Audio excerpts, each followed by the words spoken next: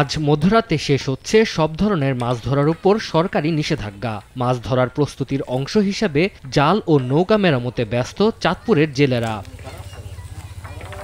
পদ্মা ও মেঘনা নদীর পাড়ের উত্তরের ষাটনল থেকে দক্ষিণের চর ভৈরবী পর্যন্ত জাল ও নৌকা নিয়ে শুরু হবে জলের সঙ্গে জেলেদের মিতালি। তবে নিষেধাজ্ঞার আগেও ধরা পড়েনি আশানুরূপ ইলিশ সহ অন্যান্য মাছ। তবে নিষেধাজ্ঞার পরও পর্যাপ্ত মাছ জালে ধরার পড়া নিয়ে শঙ্কায় জেলেরা। তবুও আশা ছাড়েননি তারা। 22 দিনের অভিযানে বহুত কষ্ট হয়েছে, মাছ বসে আমি কিছু নেই, আর তো মাছ পাই না।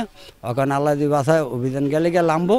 এদিকে অন্য বছরের চেয়ে এবার কর্মসূচি সফল হয়েছে জেলা প্রশাসনের। আর ডিম ছাড়ার পর ঝাটকা সংরক্ষণ করতে পারলে এর সুফল মিলবে বলছেন ইলিশ গবেষক। এবারে ডিম ছাড়ার হার যেটা দাঁড়াতে যাচ্ছে তাতে পরবর্তী চ্যালেঞ্জ অর্থাৎ পোনা ঠিকমতো ঝাটকা ঠিকমতো ঠেকাতে পারলে ইলিশের কাঙ্ক্ষিত উৎপাদন বজায় থাকবে। 350-এর উপরে আমরা অভিযান করেছি, 41টা মোবাইল কোড করেছি। আমাদের সবার ঐক্যবদ্ধ প্রচেষ্টাই আসলে এই মা ইলিশ রক্ষা অভিযানটা সফল হয়েছে।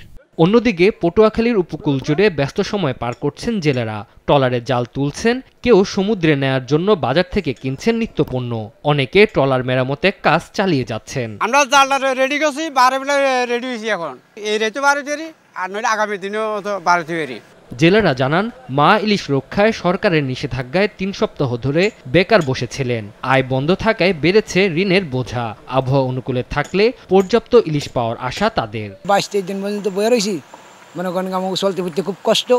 এমন আল্লাহ বাসায় বুঝে গেছে, সাগরে রওনা করছি, যদি আবহাওয়া ভালো থাকে তাই তো মনে করেন কি আলহামদুলিল্লাহ ভালোই। জেলায় নিবন্ধিত প্রায় 80,000 জেলের মধ্যে 69,043 জনকে 25 কেজি করে চাল সহায়তা দেয়া হয়। তানজিল হাসনাত, সময় সংবাদ।